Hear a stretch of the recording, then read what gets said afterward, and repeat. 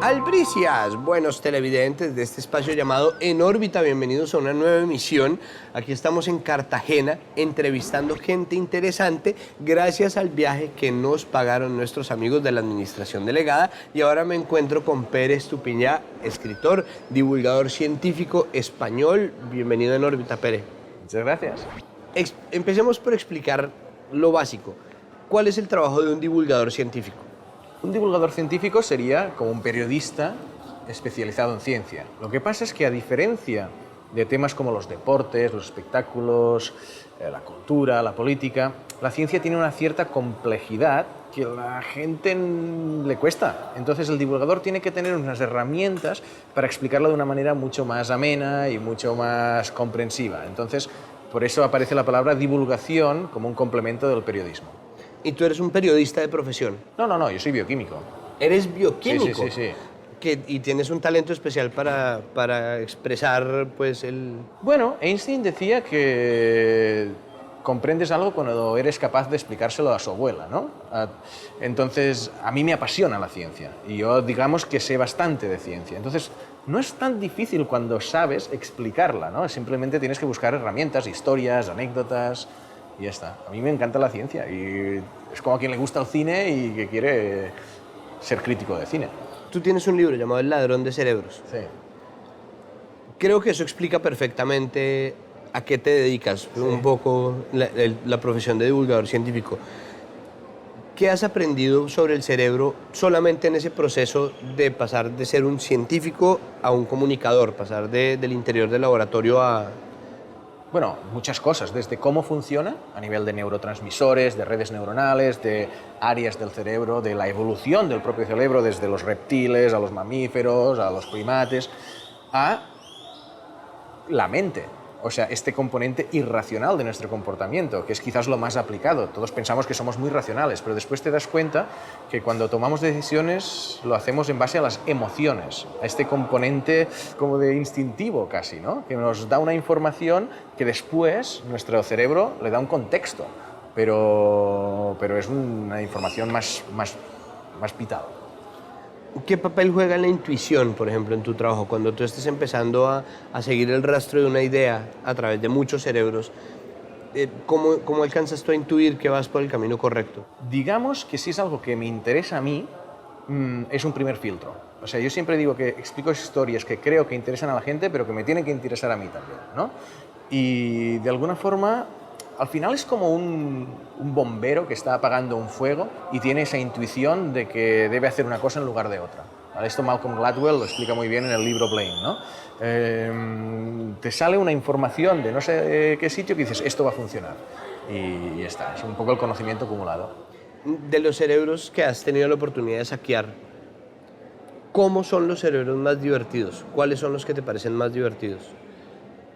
Los multidisciplinares. Pues al final la ciencia es muy reduccionista. Hay un biólogo que investiga biología, moléculas, ADN. Hay un cosmólogo que estudia señales que llegan de galaxias en explosión, supernovas, Y los que son capaces de mezclar conocimiento son los que son más interesantes. ¿Y qué ha nacido de ahí? ¿Tú crees que nacen nuevas cosas gracias al trabajo de exploración que haces? Como que tú has podido establecer puentes entre cerebros. Sí, claramente. O sea, de alguna forma, muchos científicos O sea, cuando estás entrevistando a uno y le citas el trabajo de otro, ves una conexión que ellos, como tienen esta tendencia a ir reduciendo en lugar de ampliar, pues muchas veces se han establecido sinergias. Tu nuevo libro se llama... ¿Cómo se llama? Porque yo veo que se escribe S es igual a X al cuadrado, que debe ser como sex al cuadrado. ¿Cómo lo estás promoviendo? Yo, como tengo esta parte así científica, quería escribir sex como la fórmula más famosa de la historia, que es el E igual a mc cuadrado de Einstein, ¿no? Entonces pensé que era muy artístico escribir S igual a X al cuadrado y que claramente se veía que quería decir sexo y ciencia. Al final mucha gente se queda, ¿esto qué es? Pero tiene su gracia. No, pero se entiende. De hecho, sí es como una fórmula científica del sexo, pero es simplemente porque sexo al cuadrado suena como, puede sonar como una película. Pero entonces, bueno, en este libro tú exploras un tema que es escabroso porque es un tema que culturalmente ha sido un tabú, casi que bueno, para la gran mayoría de las culturas y doctrinas y religiones y gobiernos ha sido un asunto de tabú, que es un asunto que todavía complica incluso a los gobernantes del mundo. Le pasó a François Hollande y parecía que le estaba pasando a Obama, y el asunto del sexo, que tiene tantas facetas, pues creo que nos complica a todos, y por eso tengo como 100.000 preguntas porque no sé por dónde empezar. Pero entonces, ¿desde dónde empezaste tú? ¿Empezaste desde el gusto, desde la atracción, desde el sexo como un instinto, como una necesidad? Yo empecé por la parte científica. O sea, hay investigadores que estudian las funciones renales, otros que investigan las funciones del cerebro o de la vista, y otros investigan la función reproductiva, cuándo funciona bien, cuándo no funciona bien, cómo mejorar la sensibilidad. Entonces a mí esta parte científica me atrajo. Es verdad que después te encuentras como una gran diversidad de comportamientos, desde swingers a sadomasoquistas, a relaciones con gente del mismo género. Hay un montón de temas a analizar. Entonces yo doy una perspectiva global que de ninguna manera es completa, pero sí que cubre un amplio espectro de la conducta sexual humana. Después de haber explorado estas conductas, de las más normales a las más extrañas, ¿qué es lo realmente marginal en términos de sexo? Mira, una de las cosas que he aprendido en este libro es a ampliar mi concepto de normalidad. Cosas que antes pensaba que eran extrañas ya no lo son. Entran dentro de lo normal, por lo menos de mi visión de lo normal. Yo abogo que tenemos una visión de la normalidad muy cercana a nosotros, ¿vale? Y deberíamos ampliarla un poco. Entonces, ¿qué queda de marginal? La pérdida de control. Si alguien quiere darse cachetes y excitarse masturbándose por internet, hacer lo que le da gana, si lo hace de manera controlada y consensuada, ¿qué problema hay? El problema en sexo es cuando se pierde el control y se llega a la obsesión. Y esto hay casos. O sea, no todo es bonito en el mundo del sexo. Pero la parte de, digamos, hipersexualidad es un término interesante, porque tener mucho sexo no es malo. Gente hipersexual, pues o se masturba mucho o tiene muchas relaciones, pero eso no es necesariamente malo. Es malo cuando se convierte en adicción, cuando no puedes dejar de tener tanto sexo. Entonces, la pérdida de control es el problema, pero lo demás forma parte de la diversidad del comportamiento. En el entorno de la comunicación, no sé si tuviste la oportunidad de encontrarte, no sé qué tanto pasa en España, en Colombia pasa mucho, pues que ahí pues no solamente existe fascinación con el tema, sino que existe además mucho tabú al respecto, ya lo hemos hablado.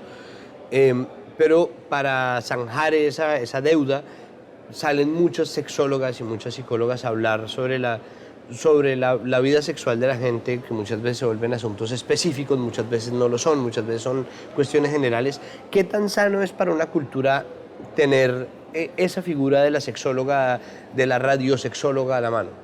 No, yo creo que es imprescindible. Yo no soy sexólogo, ¿eh? Y yo en mi libro no doy consejos. Doy alguno, y se entiende alguno, pero yo no explico cómo utilizar un vibrador o cómo hacer mejor sexo oral. No me interesa, porque ya lo hacen otras personas. Yo lo que explico es cómo funciona tu cuerpo, cómo funciona tu mente, y creo que es mucho más novedoso también, ¿vale? Pero la función que hacen las educadoras sexuales, ¿vale? De primero perder el miedo y después dar consejos prácticos, creo que para un sector muy amplio de la población es muy válido. También debo decir que hay de todo. Hay algunas sexólogas o sexólogos o educadores sexuales que fomentan mitos y que la verdad a veces son demasiado demagógicos o dogmáticos sobre algunas realidades y generan un exceso de presión.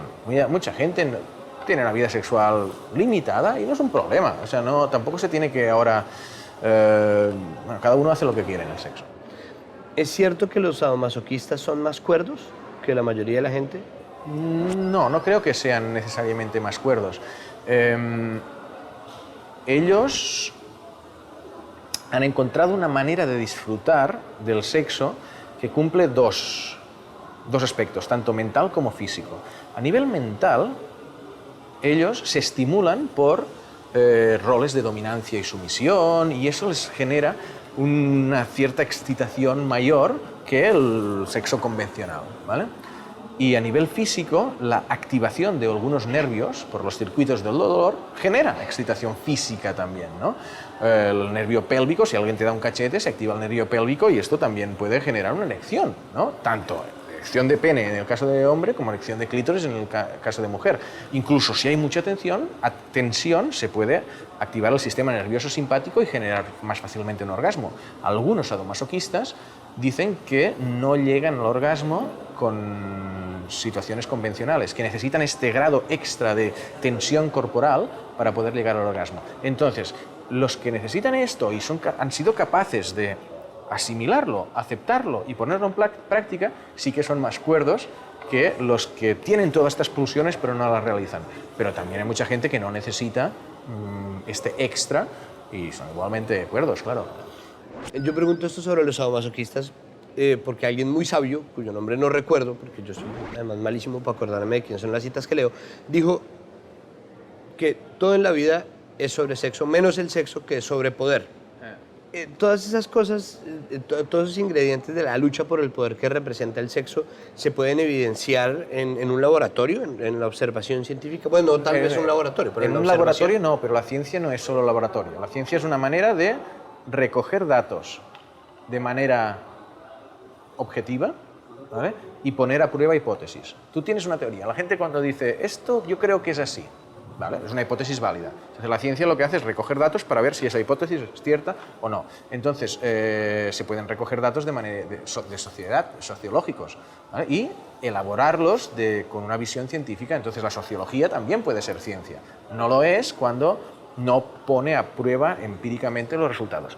Pero lo que me decías del sexo y poder, la verdad es que no se ha estudiado tanto. O sea, además, ¿a qué llamamos poder, no? O sea, el poder como control sobre otra persona, pues sí, los sadomasoquistas ejercen el poder sobre otra persona, pero es un consensuado. Tampoco es un poder absoluto, porque el sumiso, si utiliza la palabra clave, tiene una palabra clave que es como decir basta. Basta, sí. Entonces, es más un juego que... Es verdad que los masoquistas... Yo hablé con un masoquista que decía, a mí realmente lo que me sale de dentro es el poder absoluto, es el hacer daño y que alguien sufra. Eso es un poco masoquismo parafílico. Eso entra dentro de la desviación, ¿vale? Pero sí que quieren un poder absoluto.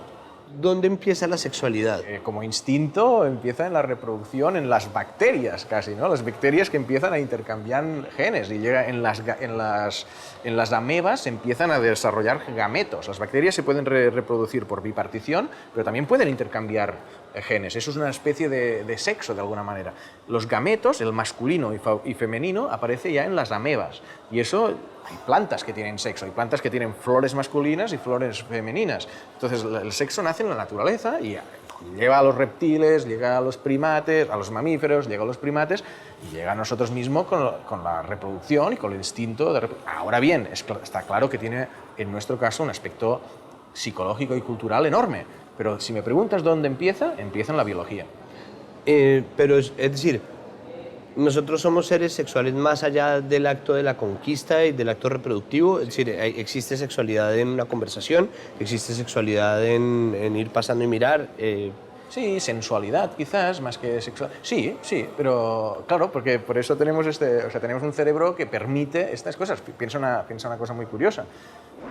Todas las especies animales, a excepción de los humanos, y quizás los bonobos, pero las hembras solo quieren copular cuando están ovulando. Una rata, un gato, una yegua, si no está ovulando, no quiere copular. Porque es riesgo de infecciones, riesgo de ataque de depredadores, pérdida de energía sin ningún sentido. Las hembras humanas tienen deseo sexual fuera del momento de la ovulación también. Y esto es algo que no es solo biológico, es cultural también. Cuando uno se refiere a la atracción, ¿cómo funciona eso que uno llama la química? Yo aquí soy poco romántico y creo mucho en la casualidad. Yo no me creo del todo lo de la media naranja. Tú estás en una fiesta y es verdad que siempre hay a veces conexión entre personas, ¿eh? Y una vez he realizado el acto, ¿Vale? Es verdad que a veces tienes un acto con alguien que dices, wow, ha sido maravilloso. Y hay temas de feromonas, hay temas de oxitocina, hay química, efectivamente. Pero esa atracción de decir, uy, me ha gustado esa persona, aquí hay un tema random. Igual la hubieras conocido 10 minutos antes y no te hubiera gustado. O hubiera aparecido alguien primero y te hubiera gustado otro. Hay una predisposición también a que nos guste o nos guste a alguien. Pues tal vez hay escenarios más propicios. ¿Sí? Entonces, tú prefieres creer en el timing que en la química. Pues. Pero mira, hay un ejemplo, un estudio muy curioso, hecho en Inglaterra, que lo cito en el libro. Hicieron llegar a la mitad de estudiantes, les hicieron llegar al laboratorio en ayunas, y a la otra mitad hartos de comer, ¿vale? Y les enseñaron fotografías de diferentes chicas con diferentes índices de masa corporal, unas más delgaditas y unas más gorditas. A los que tenían hambre les gustaban más gorditas que los que estaban saciados. O sea, nuestro estado emocional interno condiciona lo que nos gusta en ese momento. No siempre nos gustan las mismas personas. Depende cómo estemos, contentos o tristes, nos gustará más un tipo de persona u otra. Si estamos incluso hambrientos, entonces hay unos universales de belleza. La simetría, las señales de testosterona y las señales de estrógeno, pero más allá de eso hay una capacidad de diversidad enorme. No creo tanto en la media naranja. Bueno, Pere, yo podría aquí seguir haciéndote preguntas horas enteras. Creo que cualquier persona que se siente acá te va a bombardear, te va a fumigar a preguntas, pero pues, se nos ha acabado el tiempo, es una lástima.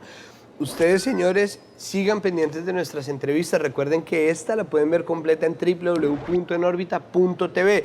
Y ustedes, señores, que son rollizos como yo, ya lo saben. A la mujer que les gusta la llevan a un restaurante vegano en las 3 primeras citas.